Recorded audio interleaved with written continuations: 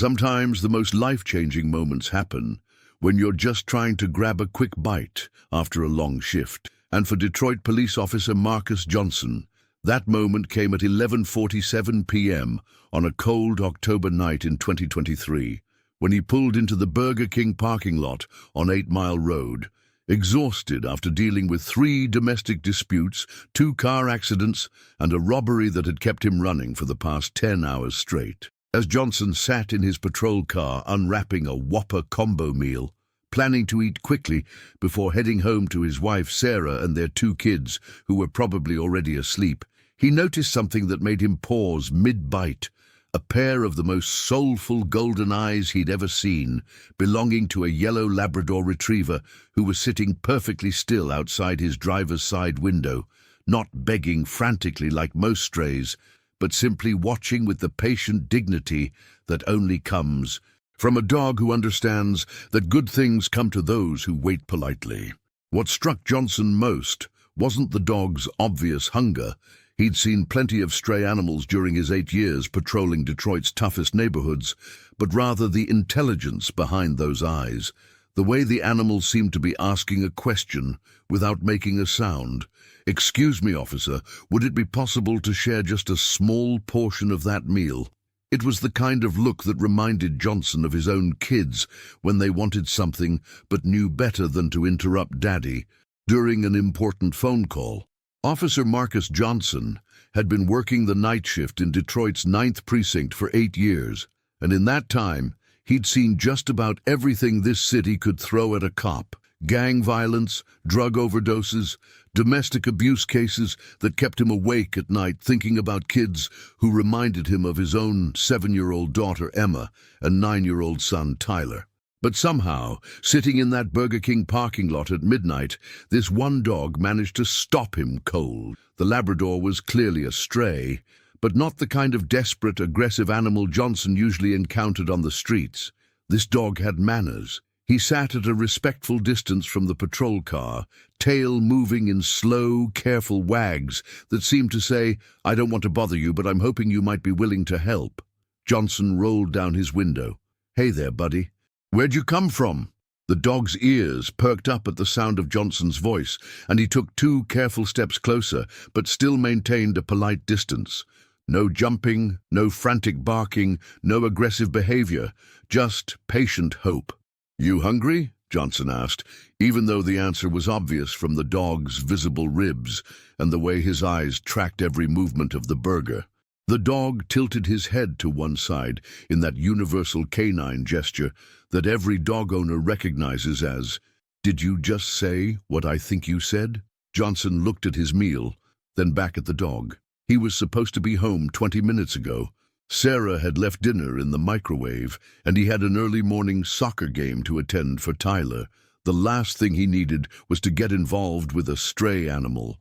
But something about this dog reminded him of Max, the golden retriever his family had when he was growing up in suburban Grand Rapids.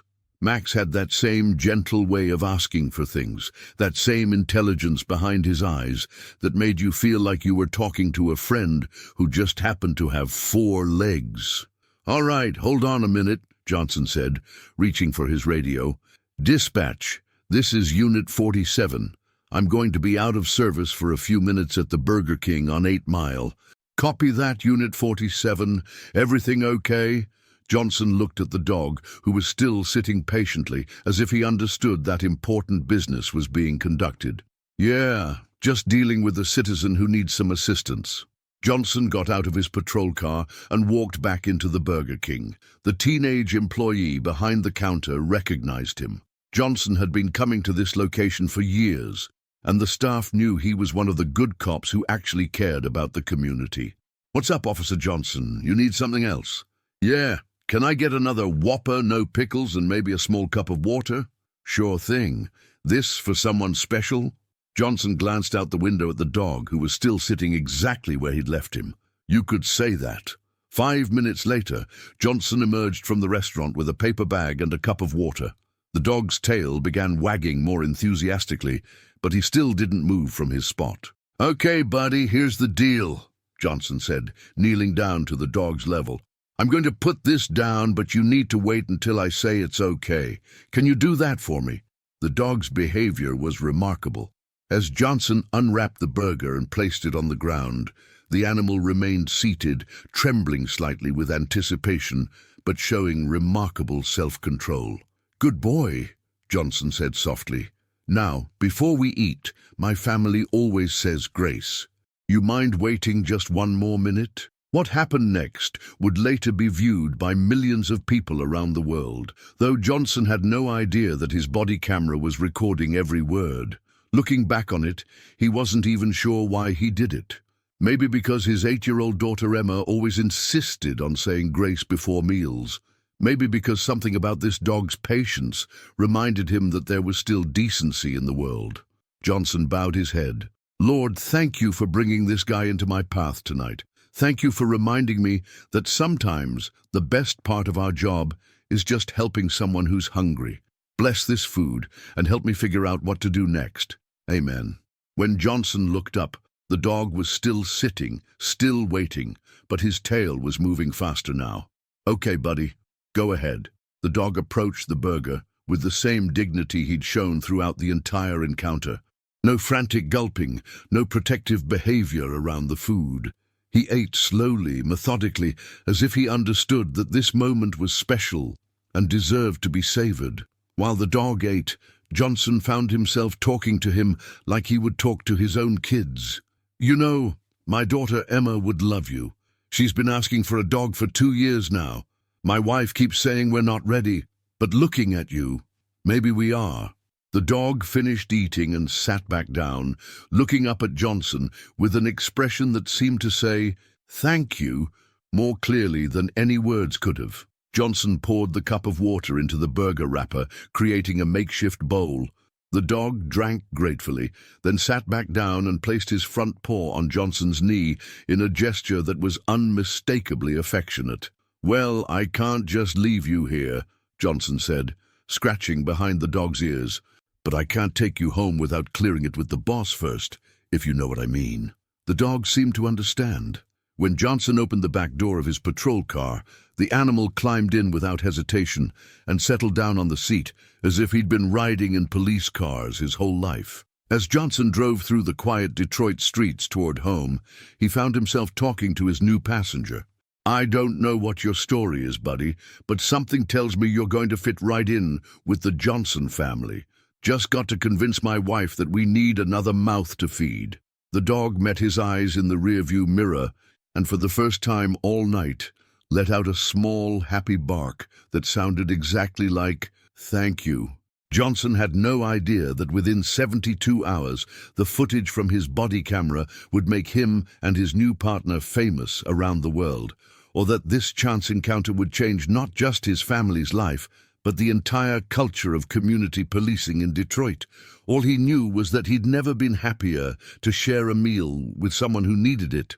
There are moments in a police officer's career when you realize that backup can come from the most unexpected places, and for Officer Marcus Johnson, that revelation came during his very first patrol with his new four-legged partner.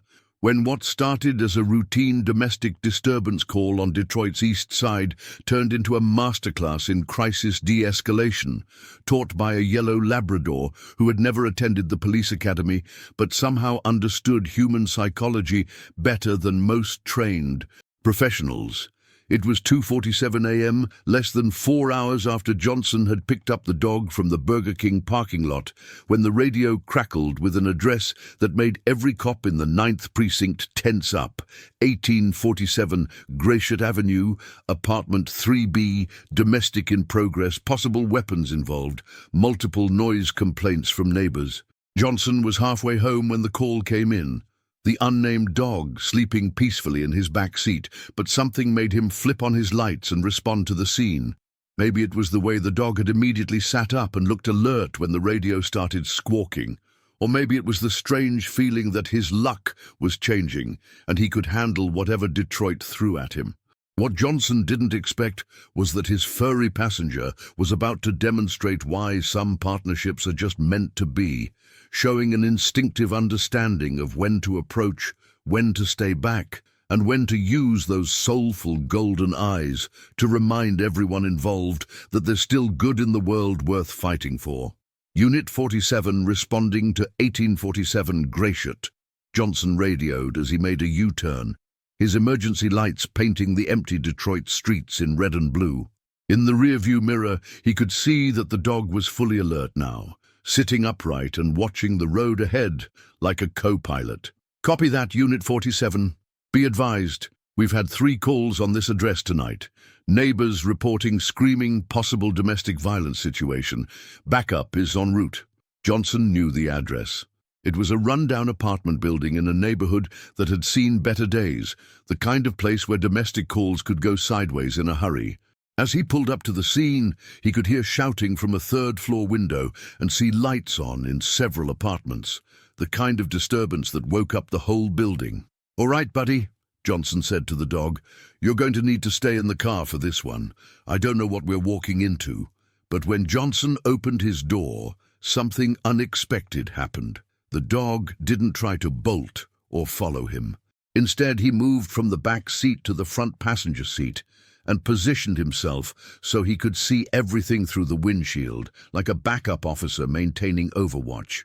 "Good thinking," Johnson muttered, impressed by the animal's instincts. The building's front door was propped open, not uncommon in this neighborhood where the buzzer system had been broken for years. Johnson climbed the stairs toward apartment 3B, following the sound of angry voices echoing through the thin walls. Outside the apartment, Johnson could hear a man's voice raised in anger and a woman crying. He knocked firmly on the door. "Detroit police, open up!" The shouting stopped immediately, replaced by whispered argument and the sound of furniture being moved. "I said open the door, I just want to talk." After a long pause, the door opened a few inches, revealing a man in his 30s with bloodshot eyes and the smell of alcohol heavy on his breath. "We're fine, officer. Just had the TV too loud. Sorry about that."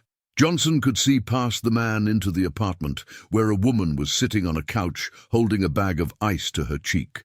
Classic domestic situation. Victim too scared to speak up. Perpetrator trying to downplay everything. "Sir, I need you to step outside so we can talk privately. Like I said, everything's fine. My girlfriend just fell down earlier, that's all." It was at that moment that Johnson heard something that changed everything, the sound of a child crying from somewhere deeper in the apartment. A young child, probably no more than 5 or 6 years old, scared and confused by all the shouting. "Sir, I need you to step outside now," Johnson said, his voice taking on the authoritative tone that usually ended arguments. But instead of complying, the man started getting more agitated. "You can't just come in here. You don't have a warrant. This is harassment." Johnson was reaching for his radio to call for backup when he heard something that surprised him.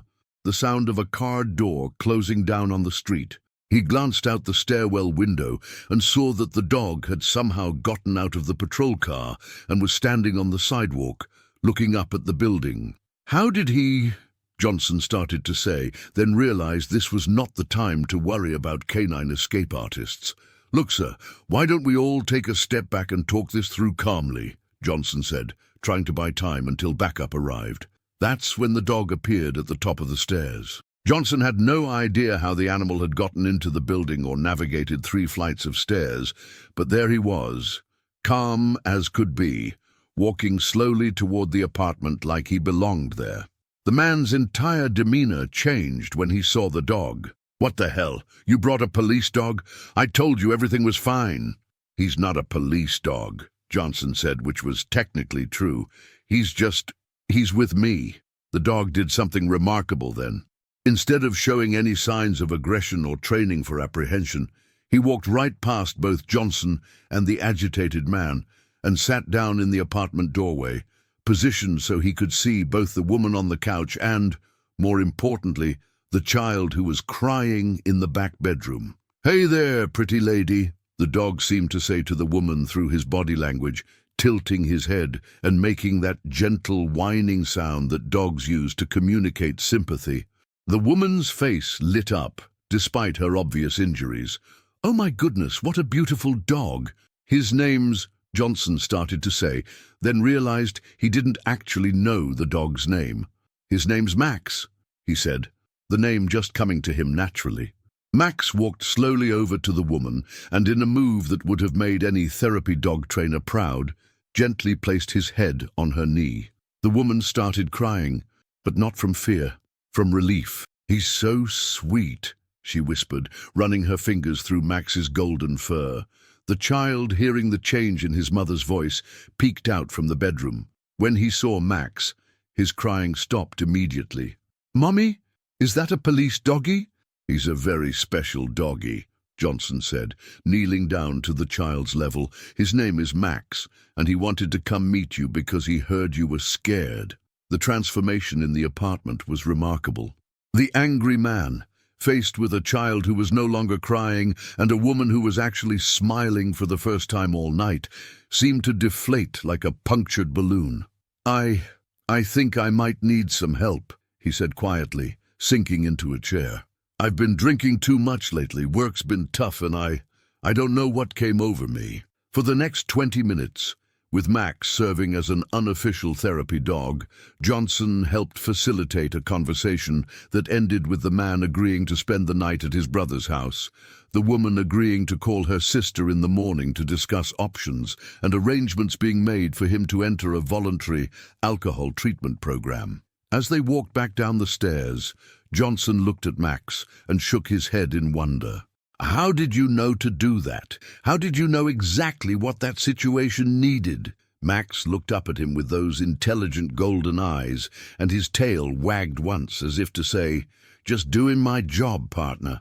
When backup finally arrived, they found Johnson sitting in his patrol car with Max in the passenger seat, writing up a report for a domestic disturbance that had been resolved without a single arrest, without any use of force, and with all parties agreeing to get help. "How'd you handle that so quickly?" asked Officer Rodriguez, Johnson's longtime colleague. Johnson scratched Max behind the ears. "I had excellent backup." Rodriguez looked confused until he noticed the dog. "Since when do you have a K9 partner?" "Since about 4 hours ago," Johnson replied.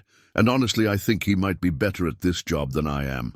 As Johnson drove home through the quiet Detroit streets, Max once again settled into the passenger seat like he'd been riding shotgun his whole life. "Okay, Max," Johnson said, because the name had felt right from the moment he'd said it. "Tomorrow, we're going to have to convince my wife that our family needs you. Think you can work your magic on her too?" Max's tail thumped against the seat, and Johnson took that as a yes.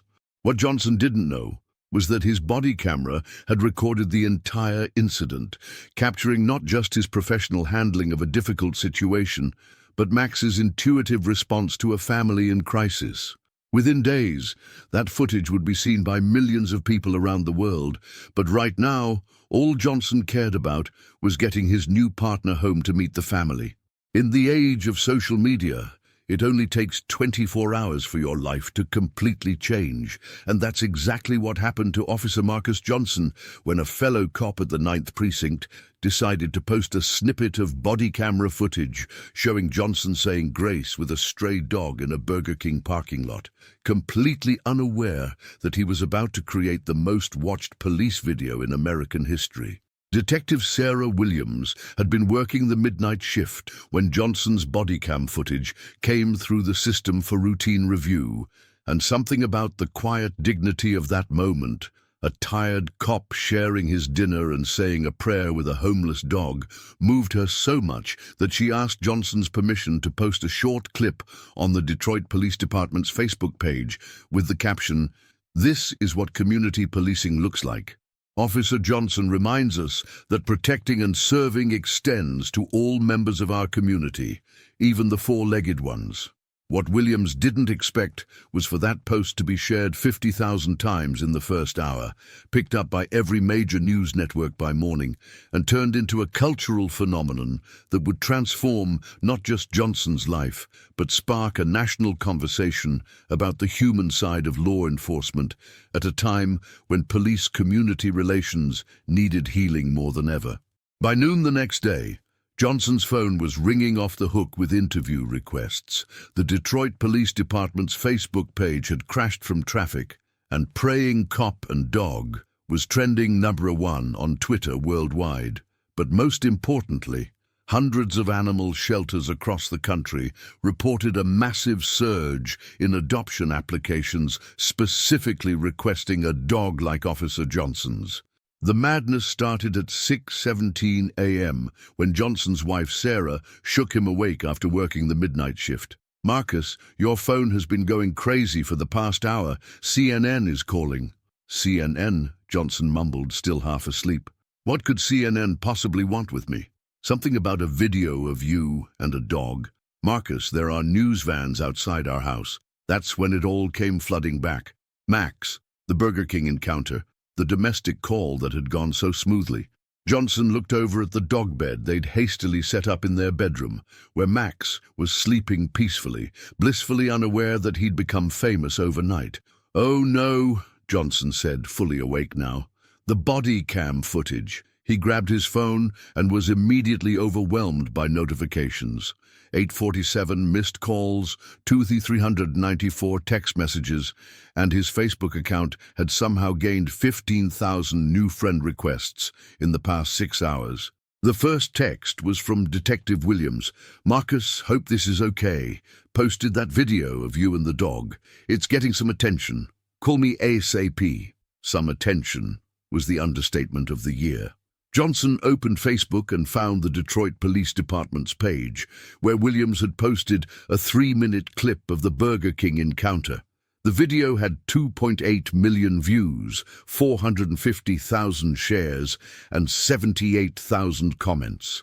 The caption read, "This is what community policing looks like. Officer Johnson reminds us that protecting and serving extends to all members of our community, even the four-legged ones." "Holy shit," Johnson whispered, then looked guiltily at Max. "Sorry, buddy. Holy cow." The comments were overwhelmingly positive. "This is why I still have faith in police officers. Thank you for reminding us that there are good cops out there." The way he said grace before they ate together brought tears to my eyes. This is what America should be about.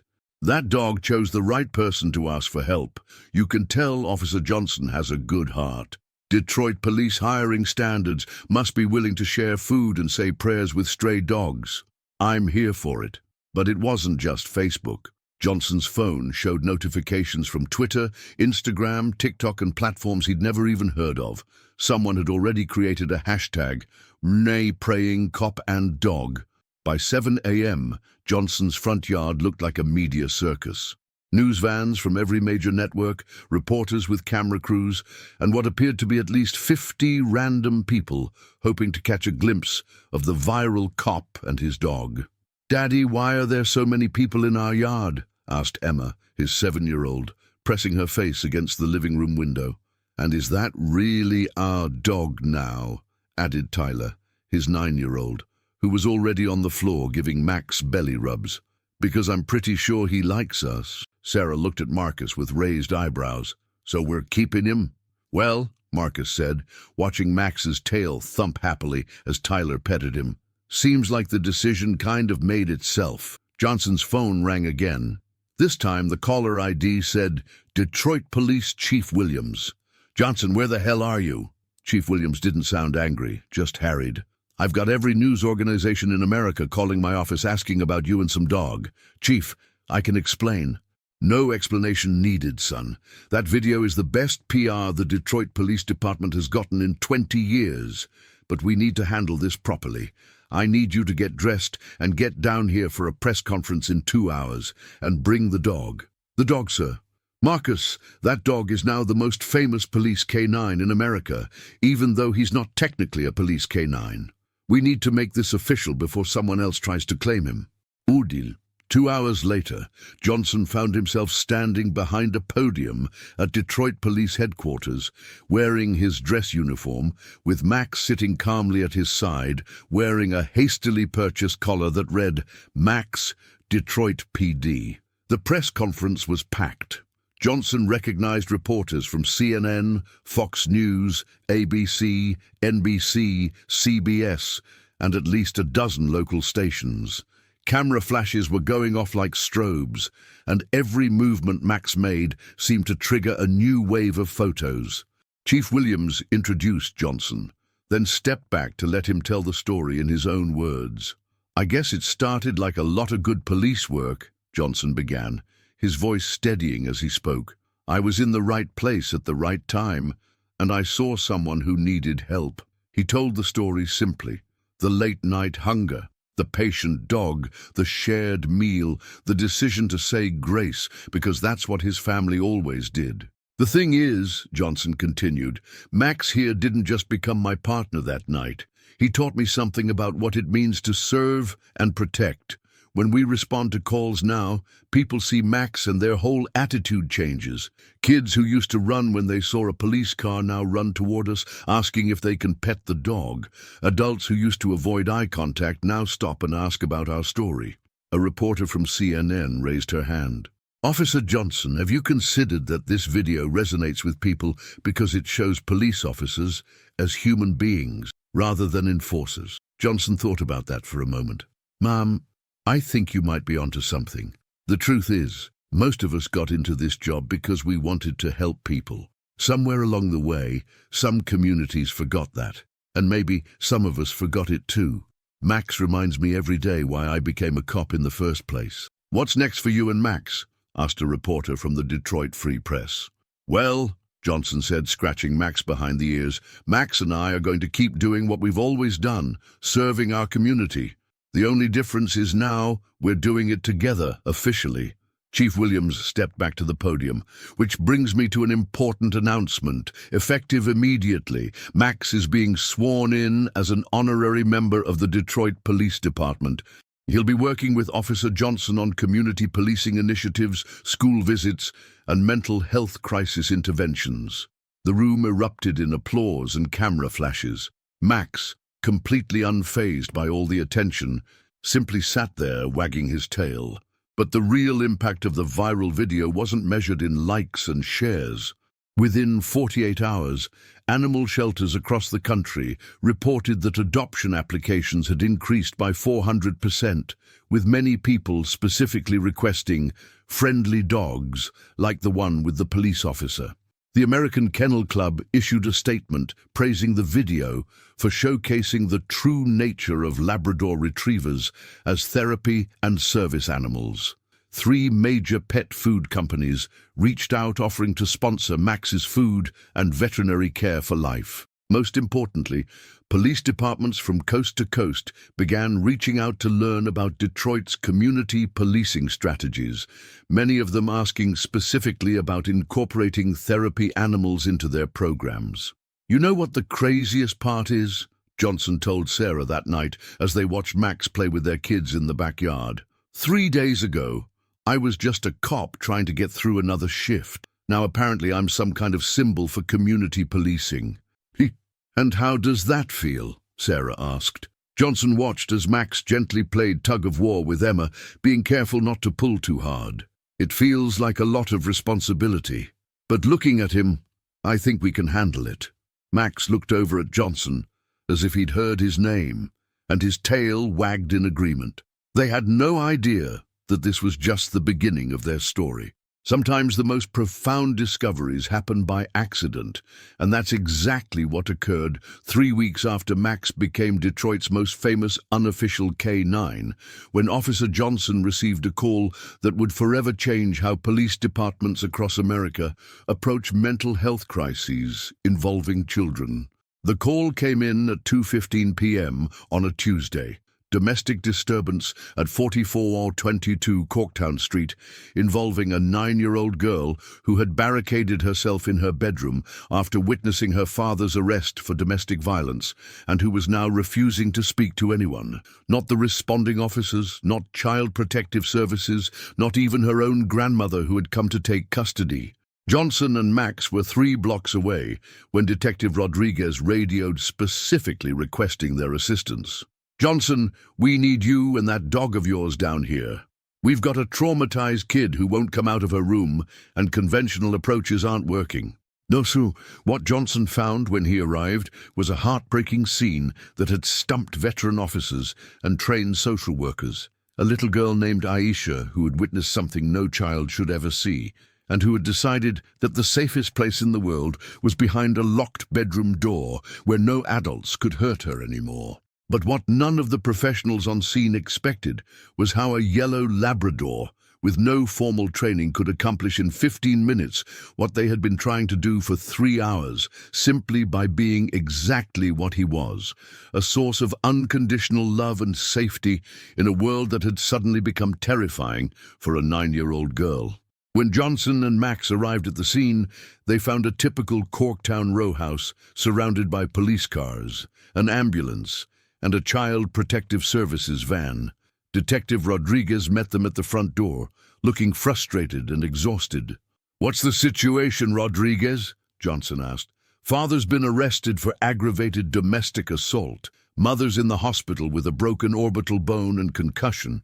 9-year-old daughter witnessed the whole thing and locked herself in her bedroom about 3 hours ago. Won't talk to anyone, won't open the door, won't respond to anything we've tried." Johnson could hear the sound of a child crying through the thin walls of the house. It was the kind of crying that came from pure terror and confusion, the sound no parent ever wants to hear from their child. "Grandmother's here," Rodriguez continued. "Good lady, been trying to coax her out. CPS has tried, we've tried, even brought in a crisis counselor. Nothing. Kids scared to death." Inside the house, Johnson was introduced to Mrs. Williams, Aisha's grandmother, a dignified woman in her 60s who looked like she hadn't slept in days. "Officer, I don't know what to do," Mrs. Williams said, tears in her eyes. "That little girl saw her daddy hurt her mama, and now she won't trust any grown-ups. She keeps saying, go away through the door. I'm afraid she's going to make herself sick." Johnson knelt down next to Aisha's bedroom door. "Aisha, my name is Officer Johnson. I'm here to help." "Go away," came the muffled response. "I don't want any police. Police took my daddy." Johnson looked back at Max, who had been sitting patiently in the living room, observing everything with those intelligent golden eyes. Something about the dog's expression gave Johnson an idea. "Aisha, I brought someone with me who really wants to meet you. His name is Max, and he's a dog. A really special dog." Silence from behind the door. "Max is my partner, and he helps me talk to kids who are scared or sad. He's very good at listening, and he gives the best hugs in the whole world." Still nothing. Johnson tried a different approach. "You know what, Aisha? Max is feeling pretty sad right now, too. He can tell that you're upset, and dogs don't like it when kids are sad. Maybe you could help him feel better." There was a long pause, then a small voice. "What kind of dog?" "He's a yellow Labrador, golden-colored, really fluffy, about this big," Johnson said, gesturing even though she couldn't see him. "He's got the kindest eyes you've ever seen, and his tail never stops wagging when he meets new friends." Another pause. "Is he a police dog? Does he bite bad people?" "No, honey. Max isn't that kind of police dog. Max is the kind who helps people feel better when they're scared or sad. He's never hurt anybody in his whole life." Johnson heard movement behind the door, the sound of small feet approaching. Can I see him through the door?" "Well, Max is really hoping he can see you too, but he's very patient. He'll wait as long as you need him to." Johnson gestured for Max to come closer. The dog seemed to understand immediately, walking quietly to the door and sitting down, his tail wagging gently against the floor. "Max is right here now, Aisha. He's sitting very nicely by your door, and his tail is wagging because he's excited to meet you." There was the sound of the lock turning, and the door opened just a crack. Johnson could see one brown eye peering out, looking down at Max. "He's really pretty," came the whispered voice. "He thinks you're pretty too," Johnson said softly. "Would you like to pet him? He loves it when kids pet him." The door opened a little wider, revealing Aisha, a beautiful 9-year-old girl with tear-stained cheeks and red eyes, wearing pajamas even though it was mid-afternoon. Max did something remarkable then. Instead of approaching the frightened child, he laid down right where he was, making himself as non-threatening as possible. Then he began to whimper softly, not from distress, but in the way that dogs communicate sympathy and understanding. "He's crying too," Aisha observed. "Dogs can feel when people are sad," Johnson explained. Max can tell that you've had a really hard day, and he wishes he could make you feel better. Aisha took one small step out of her room, then another. Max remained perfectly still, letting her approach at her own pace. Can I touch him? Of course, Max would love that. When Aisha's small hand first touched Max's golden fur, something magical happened. The tension in her shoulders relaxed, her breathing became more regular, and for the first time in hours, she stopped crying. "He's so soft," she whispered. Max seemed to sense that this was a pivotal moment. Very slowly, very gently, he placed his head on Aisha's lap, offering comfort in the most basic way possible. "Grandma," Aisha called out, her voice stronger now, "come see this dog. He's really nice." Mrs. Williams appeared in the hallway, tears streaming down her face at the sight of her granddaughter finally coming out of her room. "Oh, baby girl," she said, sitting down on the floor next to Aisha and Max. "We've all been so worried about you.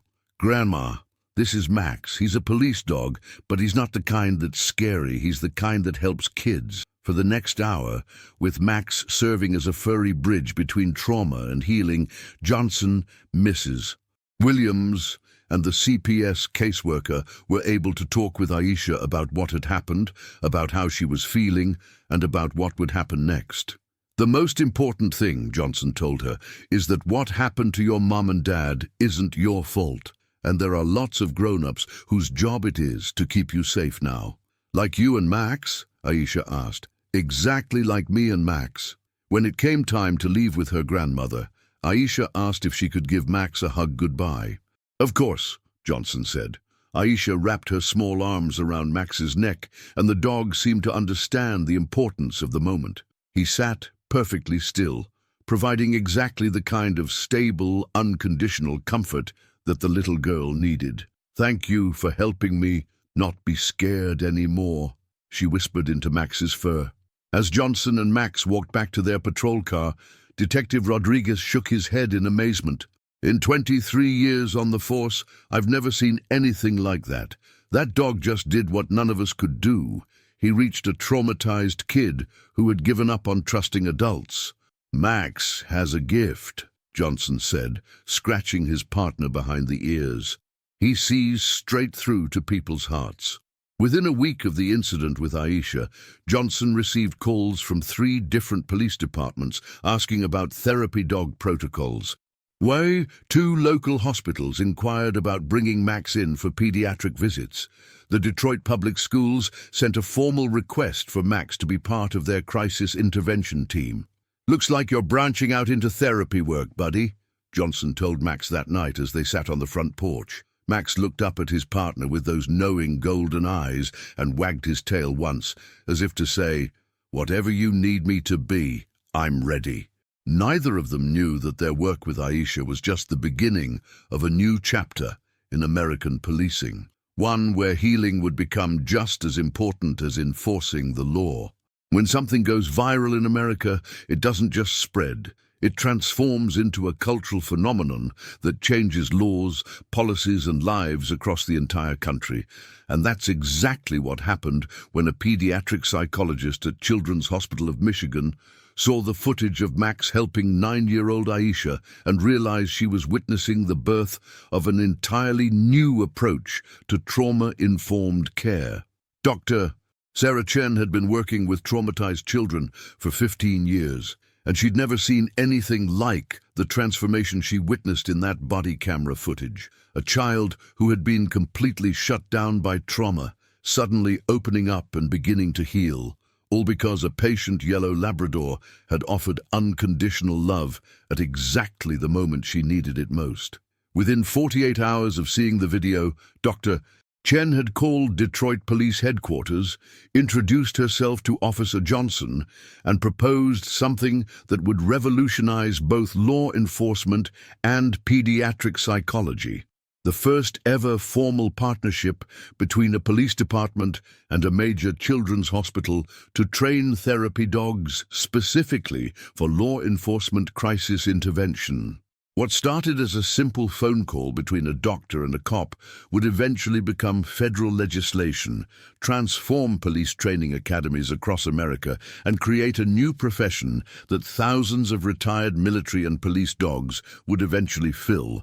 But most importantly, it would save the lives and mental health of countless children who found themselves caught in the worst moments of their young lives. The media attention was overwhelming, but for Johnson and Max, the real measure of their success wasn't in television interviews or viral videos. It was in moments like watching a scared child smile for the first time in weeks, or seeing a teenager who had given up on trusting adults slowly open up to a dog who asked for nothing more than the chance to provide comfort. The phone call that would change everything came on a Thursday morning while Johnson was giving Max his breakfast. "Officer Johnson, this is Dr. Sarah Chen from Children's Hospital of Michigan.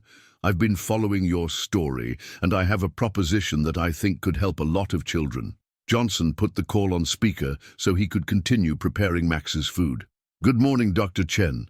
How can I help you? I've been working in pediatric trauma for 15 years, and I've never seen anything like what Max accomplished with that little girl, Aisha. What would you think about making this official, training Max and potentially other dogs specifically for police crisis intervention work with children?" Johnson paused, Max's food bowl halfway to the floor. "Official how? A formal partnership between the Detroit Police Department and our hospital.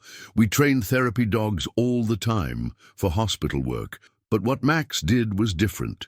He provided immediate crisis intervention in a law enforcement context. That's something new."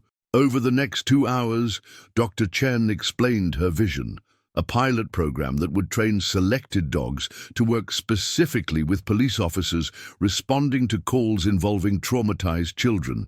The dogs would receive formal therapy animal certification, the officers would receive additional training in child psychology, and the hospital would provide ongoing support and evaluation. "The research on animal-assisted therapy is overwhelming," Dr. Chen explained.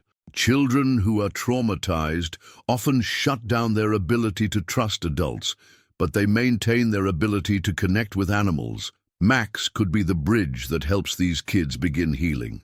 Johnson looked down at Max, who was eating his breakfast with the same patient dignity he brought to everything else. "Doc, Max wasn't trained for any of this. He just knows what to do." "That's exactly my point.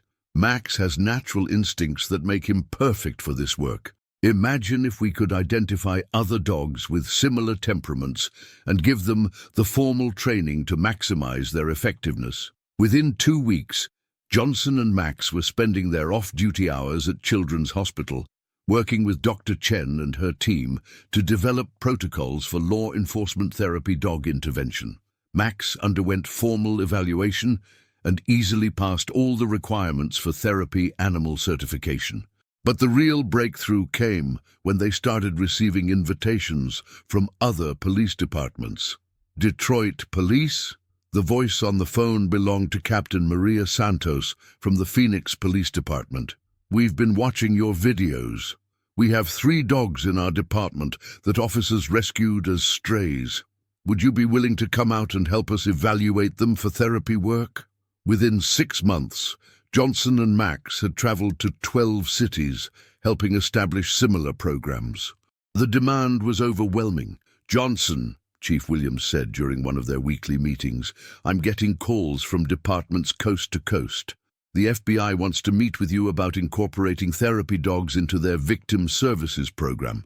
The Department of Justice is asking about making this a national initiative." The media attention was intense, but mostly positive. Johnson appeared on every major talk show, always with Max by his side. The stories were consistent.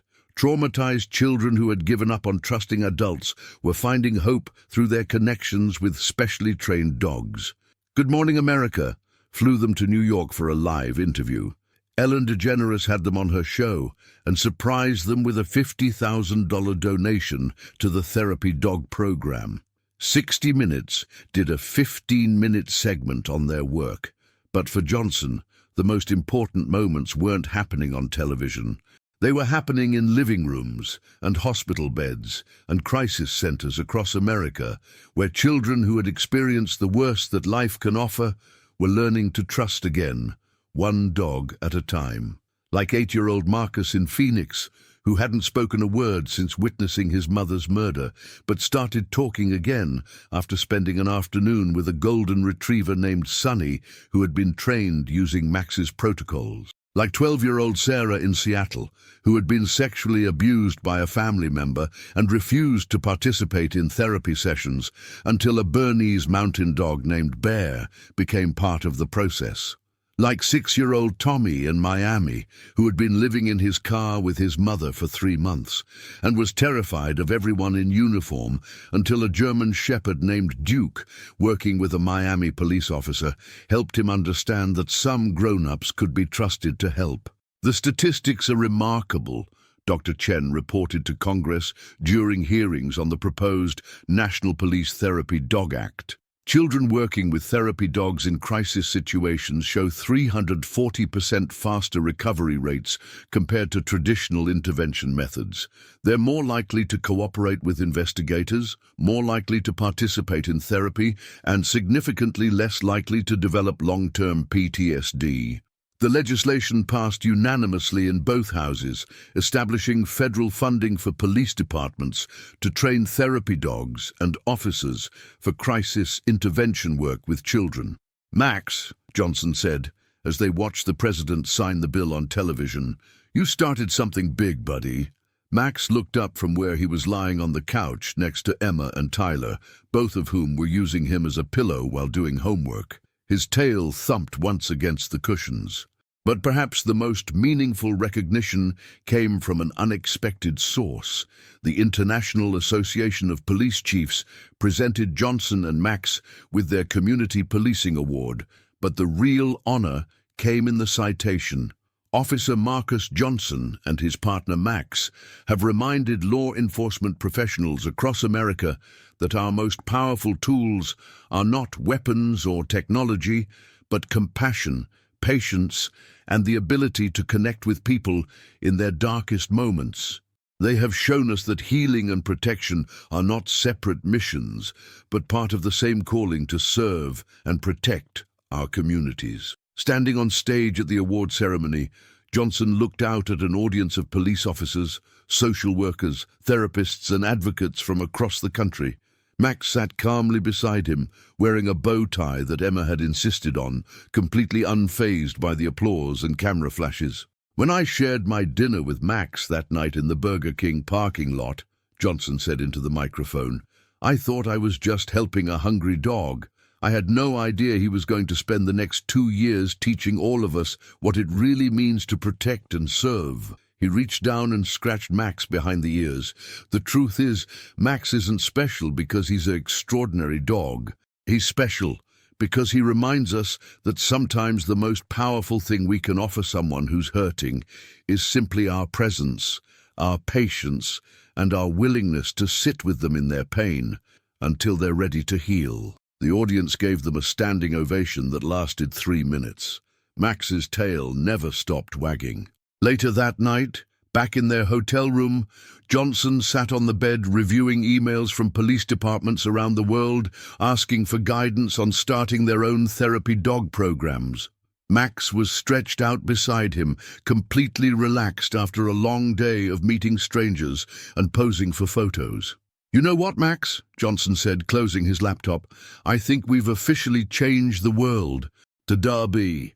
Max opened one eye, looked at his partner, and then closed it again, completely content in the knowledge that tomorrow would bring new opportunities to help people who needed them. Outside their hotel window, the lights of Washington, D.C. sparkled in the darkness, but all Johnson could think about was getting home to Detroit, where there were probably kids who needed Max's special kind of magic. The movement they had started was bigger than they had ever imagined, but at its heart, it was still about the same simple principle that had brought them together. Sometimes the most important thing you can do is share what you have with someone who needs it. 5 years after a hungry dog looked through a patrol car window and changed the course of American law enforcement forever, Officer Marcus Johnson stood in the main auditorium of the Detroit Police Academy, watching 96 new recruits take their oath of service alongside their K-9 partners, 48 dogs that had been rescued from shelters and trained using the protocols that Max had helped develop, and realized that what had started as a simple act of kindness had become something far greater than he had ever dared imagine. The Max Protocol, as it had come to be known throughout law enforcement circles, was now standard training in police academies across all 50 states, Canada, the United Kingdom, and 12 other countries, transforming not just how officers responded to crisis situations involving children, but fundamentally changing the culture of policing itself to emphasize healing, connection, and community trust over enforcement and punishment. But as Johnson watched these young officers, men and women from all backgrounds, all united in their commitment to serve and protect with compassion, he knew that the real measure of Max's legacy wasn't in statistics or policy changes, but in moments like this morning, when 7-year-old Keisha Williams, who had been rescued from a human trafficking situation 2 years ago and hadn't spoken to anyone except Max for the first 6 months of her recovery, stood on stage and presented Max with the Hero Dog of the Decade award from the American Society for the Prevention of Cruelty to Animals, her clear, confident voice telling an audience of 2,000 people, "Max taught me that it's okay to trust good people again, and that love comes in all different shapes and sizes, but it always makes you feel safe." Standing there with his now graying partner beside him, Johnson finally understood that their story had never really been about a cop and a dog at all. It had been about the power of unconditional love to heal wounds, build bridges, and remind everyone that in a world that often feels cold and dangerous, there are still people and dogs who choose kindness every single day. The ceremony was being broadcast live on CNN, but Johnson barely noticed the cameras. His attention was focused on Max, now 8 years old, with the distinguished silver muzzle, who was sitting calmly beside him, wearing a custom-made vest that read, "Max, Founding Father of Therapy, K-9 Policing." The dog who had started it all was still working, still helping, still changing lives, though at a more relaxed pace these days. "Ladies and gentlemen," Police Chief Williams announced from the podium, "it is my honor to present this year's graduating class of the Detroit Police Academy Crisis Intervention Program." One by one, 96 new officers crossed the stage with their rescue dog partners. Each pair had spent 6 months in intensive training, not just in law enforcement techniques, but in child psychology, trauma-informed care, and animal-assisted therapy principles. Johnson smiled as he watched Officer Jennifer Martinez walk across the stage with Bella, a pit bull mix who had been found chained in an abandoned house and was now trained to help children who had experienced abuse. Behind them came Officer David Kim with Ranger, a border collie who had been surrendered to a kill shelter for being too energetic and now channeled that energy into helping kids with ADHD and anxiety disorders. "Max," Johnson whispered, scratching behind his partner's ears, "look what you started, buddy." The statistics spoke for themselves. Cities that had implemented the Max Protocol had seen a 78% reduction in repeat domestic violence calls involving children, a 65% increase in successful child witness testimony in criminal cases, and a 45% reduction in childhood PTSD diagnoses among crime victims. But Johnson knew the real impact couldn't be measured in numbers. It was measured in kids like Marcus Thompson, now 13, who had been a terrified 6-year-old when he first met Max during a domestic violence call. Marcus was now in the audience with his adoptive family, healthy and happy, and was planning to become a police officer himself when he grew up, so I can help scared kids like Max helped me. Nizzy. It was measured in success stories like the Torres family, where both parents had been arrested for drug possession, leaving 3 children alone and traumatized. The therapy dog intervention had been so successful that the family was eventually reunified after completing treatment, and the parents now volunteered as mentors in the police department's community outreach program. It was measured in police departments across the country, where officers who used to dread domestic violence calls now looked forward to opportunities to help families heal instead of just processing arrests.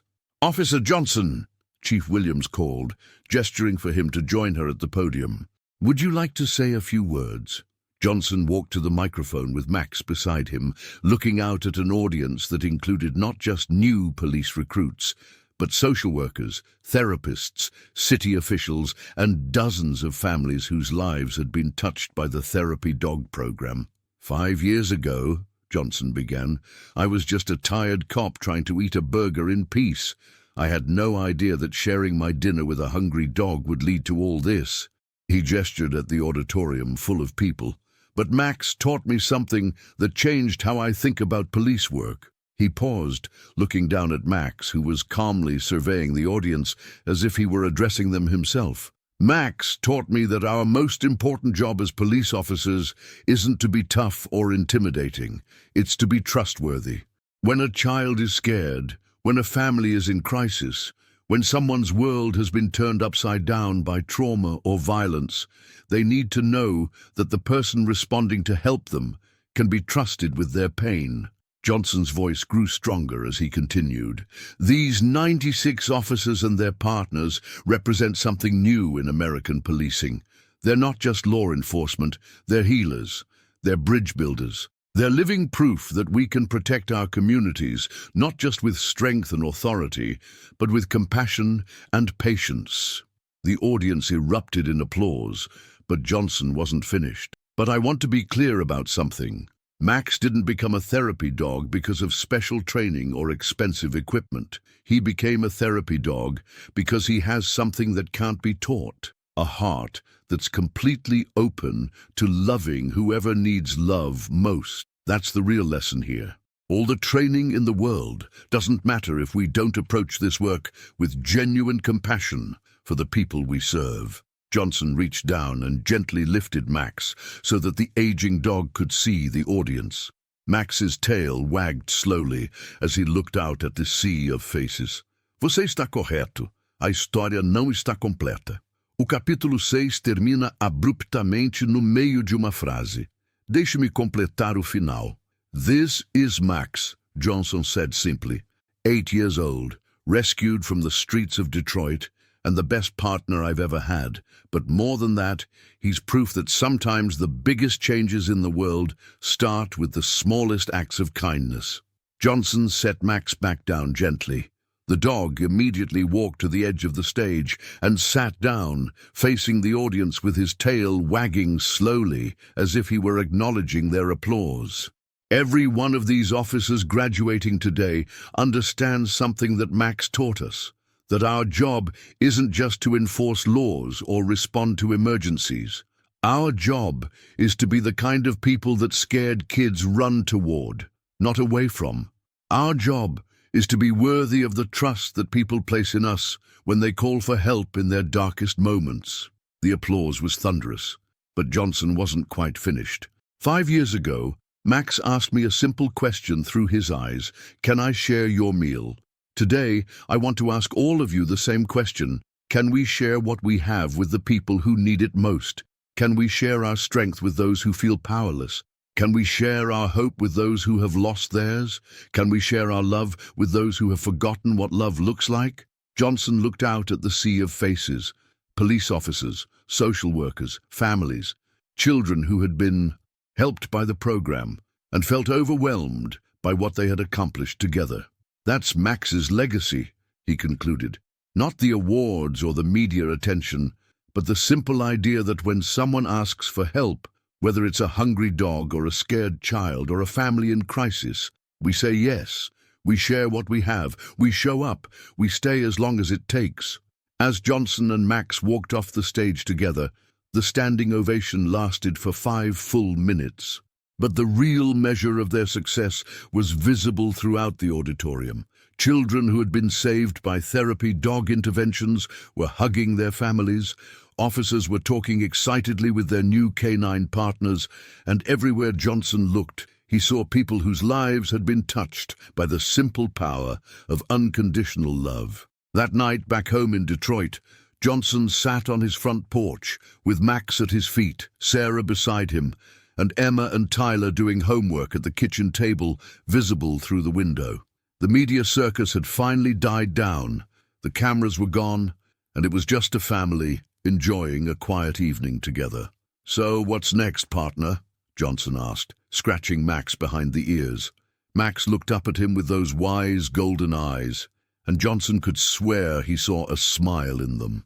Tomorrow, there would be more children who needed help, more families in crisis, more opportunities to show that police work could be about healing instead of just enforcement. There would be more departments to train, more dogs to certify, more lives to change one act of kindness at a time. But tonight, it was enough to sit quietly with his family and his four-legged partner, knowing that a simple decision to share a meal had somehow changed the world. In the distance, the lights of Detroit twinkled in the darkness, and somewhere in the city, children were sleeping safely because police officers like Johnson and dogs like Max were out there, ready to respond, not just with authority and strength, but with compassion and love. The story that had started with a hungry dog and a generous cop had become something bigger than either of them had ever imagined. But at its heart, it remained exactly what it had always been: proof that kindness matters, that love heals, and that sometimes the most important question we can ask is simply, "Can I help?"